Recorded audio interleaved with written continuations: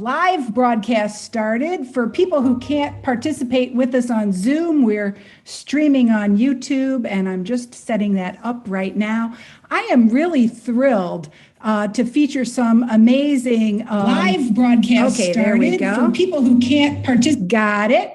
I like that. All that nice. technology to deal with. Oh my God, all that technology. It's just so crazy. We have a really cool program today. This is a discussion-based program, but we feature some amazing media educators who are part of our learning community. Today, I'm poking up the list here. We have add the spotlight for Ralph Beliveau. Ralph, can you introduce yourself a little bit briefly? Who are you and what do you do? I am at the University of Oklahoma, and I am at the Gaylord College of Journalism and Mass Communication. I'm the area head for creative media production and professional writing, and I teach documentary media criticism. I teach our capstone course inside of creative media production. And other stuff, qualitative research. I teach our graduate level teaching class, which is one of my favorites. I love doing that class with people who are, kind of learning how to be college teachers. Awesome. Yeah. Okay, thanks so much for introducing yourself. Next up is Alison Trope. Alison, will you introduce yourself, please? Sure. Hi, everyone. My name is Alison Trope, and I am a professor at USC Annenberg School of Communication. I also serve as the director of undergraduate studies there, so I deal with curriculum a lot, and I think we'll talk about that. And in addition, I am the founder and director of Critical Media Project, which is a media literacy initiative and web resource that we'll talk about as well. And I teach mostly courses in cultural studies. Wonderful. Next up is Erika Engstrom. Erika, will you introduce yourself to us, please? Hi, I'm Erika Engstrom. I'm at the University of Kentucky. I'm the Director of Journalism and Media, and I am an author with Ralph Beliveau, and we've been involved with critical and cultural studies basically since the 20th century. Wonderful. Now it's your turn. We've got an amazing group of about 30 folks in this chat, and you're all here for a reason. Will you please use the chat to tell us a little bit about your name and what you do, how you're connected to media literacy and higher education. I see some really great personalities in this room. I see Scott Moss. I see Mark Kelsey. I see Lauren McClanahan. I see Joyce Valenza, Iglika Ivanova, Gina Valeria. Everybody, please take a minute and introduce yourself in the chat, because in this program, everybody learns from everybody, right? So panel members, I'm inviting you to talk a little bit, because you just introduced yourself, tell us a little bit about how your teaching context and your role and your institutional affiliation shape your approach to media literacy education, because media literacy education happens in many different flavors. How does your context, your role, and your institutional affiliation shape your approach? Ralph? Well, yeah, I work with students who are interested in getting involved in being media producers in any one of a number of different ways. The capstone course, which I just taught half hour ago, today we were talking about algorithms and things like that. And I was actually able to use some of the stuff that I got from the Critical Media Literacy of the Americas conference this weekend in class. So that was really kind of a nice thing to be able to do. So I do a lot with popular culture, and since a lot of these people are going to be producing it, with trying to sort of amp up their consciousness about the ethical and cultural implications of the choices they make as producers, and to try to inform that through their own consumption of media, because they're voracious media consumers, as I'm sure just about everybody here is. And, we split our time between consuming it because we like to, and consuming it because we want to think about it. And so it's like basically giving students the tools to be able to think about it if and when they want to is kind of what I'm after. Nice, nice. Alison, how does your role and your institutional affiliation and your context, your teaching context, influence your approach to media literacy education? Sure. So I actually got my PhD at USC in the School of Cinematic Arts and then jumped over to Annenberg to the School of Communication. And Annenberg is actually a school that encompasses communication and journalism under one roof. And so one of the things I've done over the last probably 6 or 7 years is I developed a core class that all students in comm and journalism have to take, and it's called Navigating Media and News in the Digital Age. And I co-teach it, I co-designed it, and I co-teach it with a journalism faculty member. So we bring our two expertises together around common themes, around different literacies. So we look at media and news literacy broadly, but then we dig in, as Ralph was just saying, to algorithmic literacy, to platform literacy, to visual literacy, to critical media literacy and representational literacy, data literacy, civic literacy. So we kind of divide the semester up. And then we have students also create digital media projects. And we use Renee's book, Create to Learn, as kind of a foundational text to get students to think about both the critical analysis as well as the critical creation piece.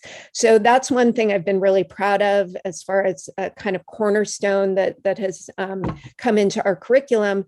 And then maybe in one of the next questions, but I'll just put it in the chat now. I've been doing work in high schools and middle schools with Critical Media Project and this new offshoot we have called Critical Makers Lab. And I'll put the websites in the chat and maybe we can talk about it a little more. I'm counting on it. That sounds awesome. Erika, you're now the dean at the University of Kentucky. Can you talk a little bit about how your role and institutional context affects the way you think about media literacy education? Well, I'm director, and Jennifer Greer, as you all know, previous past president of the AJMC, is my dean now.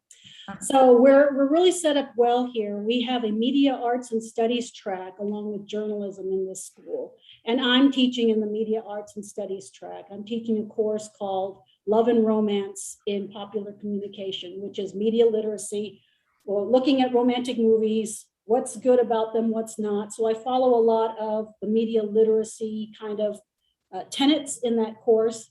And so we have a whole side looking at media studies, which is the critical look at the actual product as well as who is making the product. So here we have making the product and also critiquing the product. And I use movies a lot in my courses as a way to teach. My husband calls me coach, remember back in the day, you just watch a video. But there's so much in videos that comes across much better than someone standing in front of the students. For sure. Thank you so much for sharing that. So you can see we have 3 folks who are kind of oriented toward journalism and mass communication, but in the room, we have people who come from a whole lot of other different fields and disciplines, including library and information science and the humanities and in education. So when we break into small groups, we'll hear from all the participants around how your unique context situates your approach to media literacy education. But the question I wanted to ask the panel members is literally about what you're teaching now or what you're going to be teaching this fall. What's a favorite assignment or activity that you're implementing, and why are you using it? And what are your expectations for how students respond to it? So we're kind of sharing our best practices, or at least our current practices. Ralph? Sure. So with my media criticism class, we just last Friday watched Lemonade. I can actually pin that partially on Renee from my first exposure to it at a conference a while ago. And I was telling the class, we all watched it together as a bunch of media literacy fanatics at a bar, which was a great way to see it. But the thing that I'm using it for, a lot of students have been exposed to bits and pieces of it, but seeing it in the whole stream of things, and they're seeing that in the context of looking at other television programs and other media productions. And we're about to take a look at, there is the television show Homicide, which although almost none of my students have ever seen it, I'm sure a lot of you have. There's an excellent episode from Frontline called Anatomy of a Homicide, where they break down the whole development of a television program from the original pitch all the way through the production. And then, so we'll watch that, and then we'll watch the episode it's based on, which is an episode called The Subway. Some of you may have seen. It's a pretty traumatizing episode.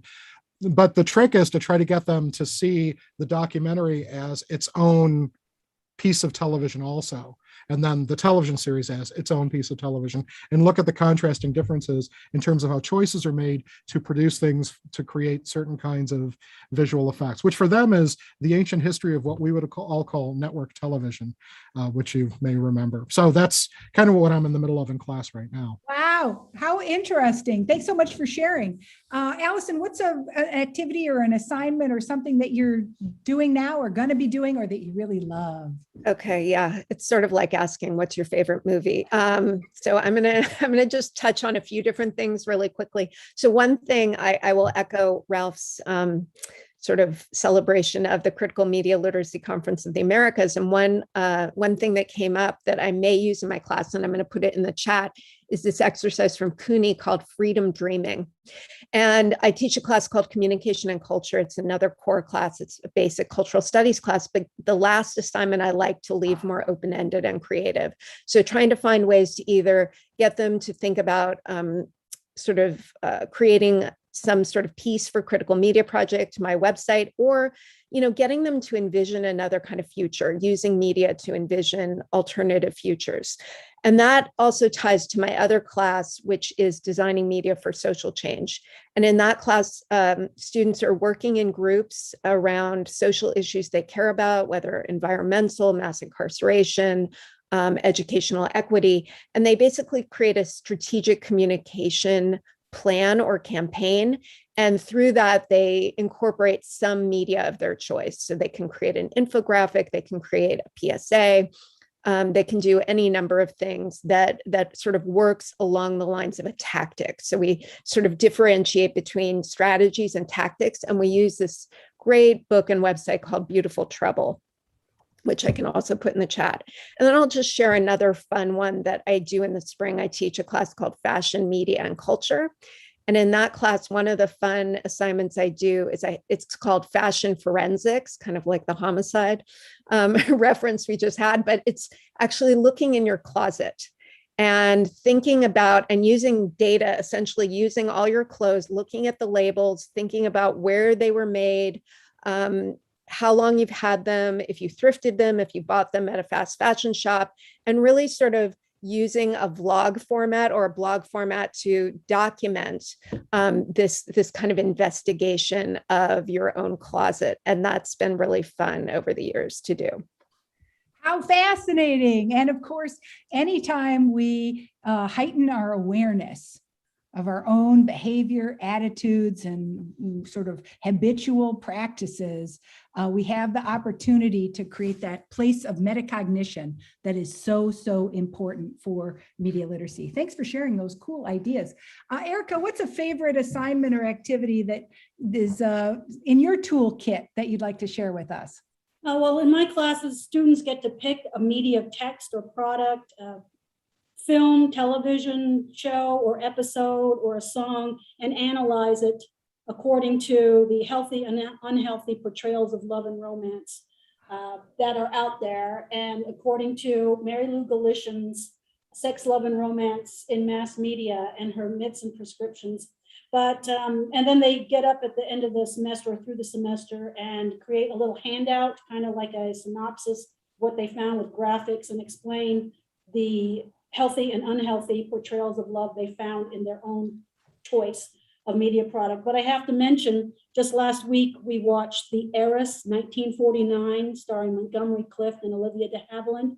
And we watched videos, we watch these movies with study questions, and we kind of analyze the imagery and then also the healthy or unhealthy love portrayals. And I gotta say, it's a 1949 black and white movie, but the students loved it. So if you're familiar with that film, it's got a very feminist theme to it, even though it took place in 1849. So The Heiress is choice. I've been showing it for 10 years, and the students love it every year.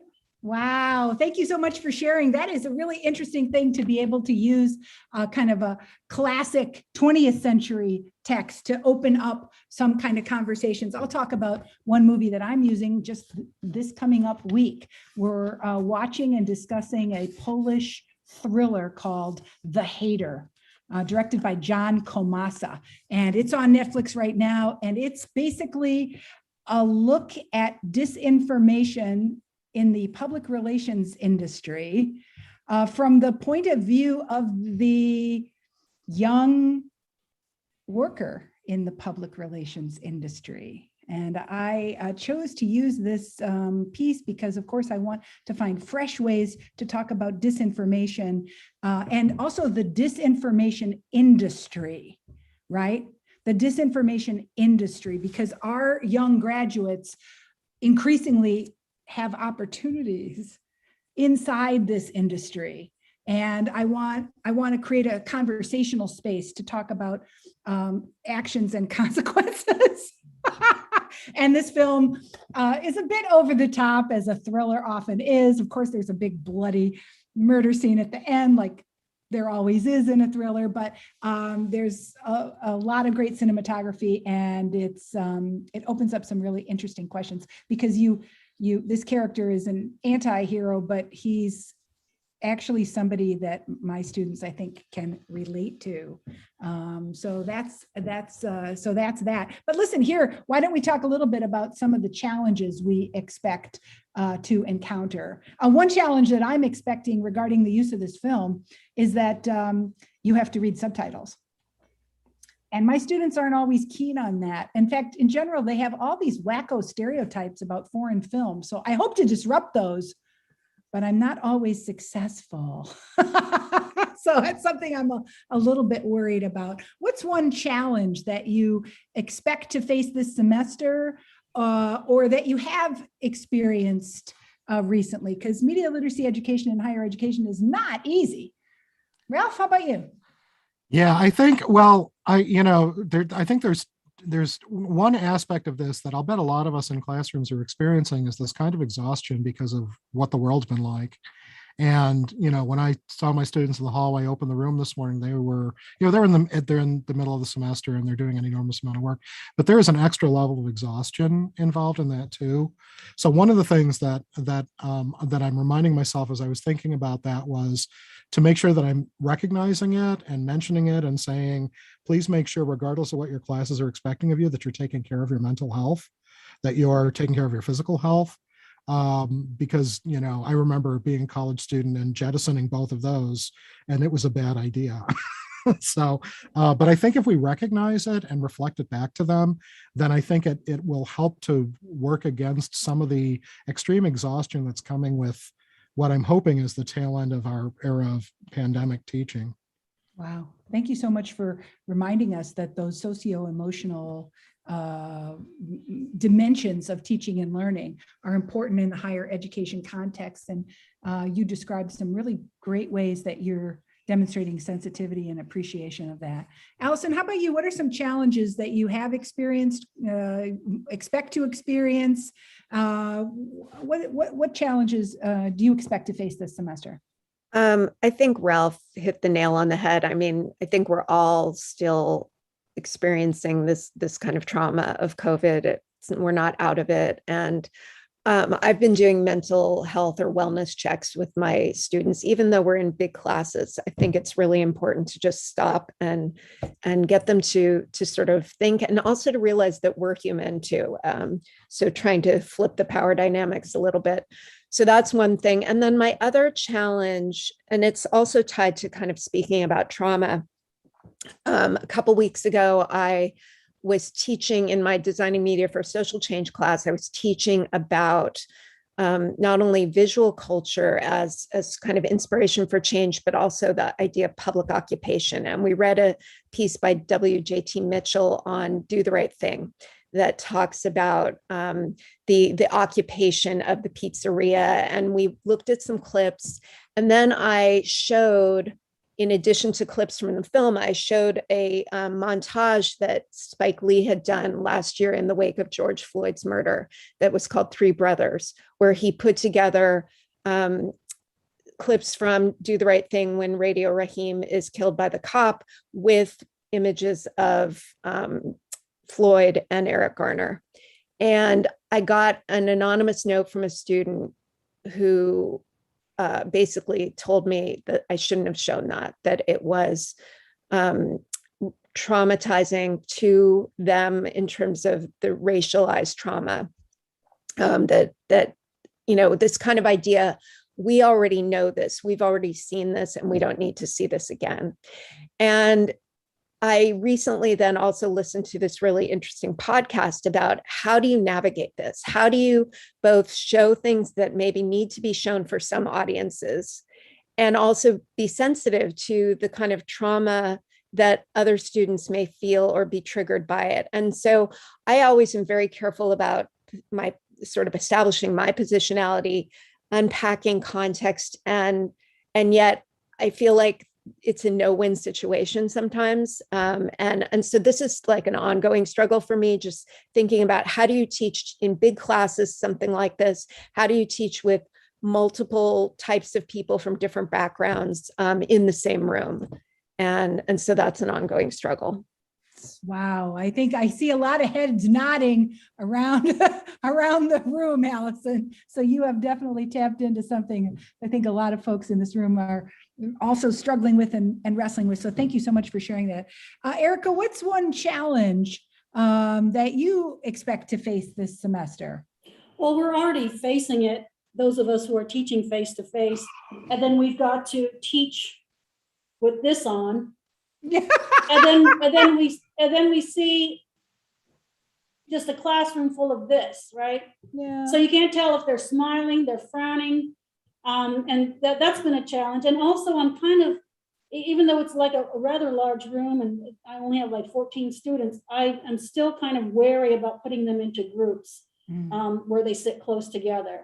So it's this, talking through this, looking at all 17, 15 of these. And then just the freedom to take this off and actually interact. So that's, and then also students being out because, being tested for COVID, I might've been exposed to COVID. So the absenteeism is higher than usual for a small class. Yeah, wow, what a great observation. I'm totally with you on those challenges, especially in relation to trying to find ways to do group work that don't involve them like all breathing so close to each other. I have to share with you one story of a challenge I've experienced recently. Last week, I'm teaching graduate students in a course called Media Studies, and we read the Freedom House report's Freedom on the Net, which is a global survey of internet freedom in 180 countries around the world. And it's basically everything you would expect, right? The governments are issuing more forms of surveillance. There's a greater loss of privacy. Some rules for platform companies are great. Some are really ridiculous. But when my students were breaking into small groups to discuss the report and then coming back to share their findings, I was completely floored by the kid whose the framework was like, what's the good news and the bad news of the report, right? And I was completely floored by the kid who said, well, the good news of the report was that Russia was not closing down free speech because it was enabling alternative voices on platforms like Discord. And I was like, and I really realized that I was learning about my students. I was learning about their ideologies. I was learning about how they were interpreting, and I did not overreact and I didn't close them down. But I realized that I create spaces that allow students to feel comfortable sharing their interpretations. But then I have to address my own anxieties when their interpretations don't line up with mine, right? And so that is an ongoing challenge. I feel like the way that phenomenon has always been part of media literacy, but the way I'm experiencing it this semester, right, is unique to the kinds of materials and artifacts that I'm putting in front of them, right? All right, last question before we break up into small groups to discuss these questions. Which topic or issue are you hoping to learn more about in the year ahead? Ralph and Erika, I know that one topic that I was delighted to learn more about was your new book about Antonio Gramsci and media literacy. And so that was a highlight for me of 2021, getting to learn more about how you see Gramsci's role in relation to some big ideas in media literacy. But what's one topic or issue you're hoping to learn more about in the year ahead? Ralph? Well, the immediate thing that jumps to mind, by the way, can I just say one thing about the book? As a lot of us in academic publishing know, some of these books are expensive. Get your library to buy it because that's kind of where they targeted. Anyway, I'm very much interested in a philosopher who unfortunately passed away not too long ago, Zygmunt Bauman, and some of Zygmunt Bauman's discussions of what he talks about as liquid modernity, which he started writing about in 1990. But the more attention I pay to it, the more I see how useful it is as a way of understanding the positions that each of us, ourselves and our students, are facing in the media environment that we're in. This notion of fragmentation, this notion of isolation, the notion of being just overwhelmed by global capital. All of these things that he uses as a way of describing, what's happened to modernity. Why has the collapse of expertise such a problem? And, how can we try to think about those in ways that are better? So I'm hoping to spend more time with his work and figuring out how to use it. Wow, how cool. Liquid modernity and Bauman. Alison, how about you? What's one thing you're hoping to learn more about this semester and in the year ahead?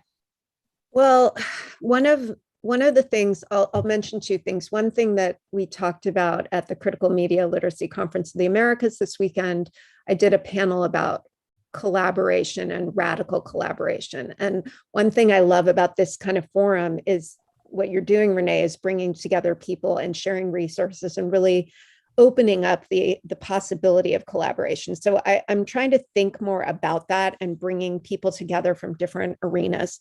The other thing that is on my plate this year is assessment. And I'm looking forward to finding assessment tools and assessment approaches that move beyond Bloom's, that move beyond traditional cognitive domains, that open up, as Ralph mentioned before, again, like a politics of care. So I've been looking at alternatives, but also facing some pushback already from my institution. And so really kind of trying to find things that not only speak to our pedagogical values, but also can embrace some of the creative projects that we've been talking about today, and not sort of rigid traditional approaches. So would love to hear other people's thoughts on that. Wow, what a great topic to explore. Erika, how about you? What's one thing you're hoping to learn this year? Well, I am, even despite my research in media and TV, I just got Netflix like a couple of months ago. So I'm a kid in a candy store and I finally got to watch Pose. So I want to explore more about how Pose is offering some healthy portrayals of love and romance that we can find in some of those relationships. So I want to learn a little bit more about how Netflix, especially, and other modes of television delivery offer a bigger universe than we've been used to. I think the four of us, when back in the day, there were like maybe 5 channels on TV and that was it. And you had to go and turn I don't know, I think all of us had to go. Our parents would make us go and turn the channel, right? So I would like to explore Pose a little more and other texts that offer portrayals of marginalized populations in terms of their relationships that we don't normally get to see unless we are, personally involved in that community or know. So I think television, I'm looking more at positive media and not so much the critique of television as just junk and trash, but we can find good stuff and we can learn from those kinds of things. In our book, we talk about the Avengers Endgame film, blockbuster, cotton candy, whatever, but there's also some really good stuff in there that we can learn from. So I want to explore positive media. Wow. It's such a cool, isn't it actually fascinating to see how on our learning journeys, where our passions and curiosity take us and how much we have to gain by encountering each other. So now it's your turn.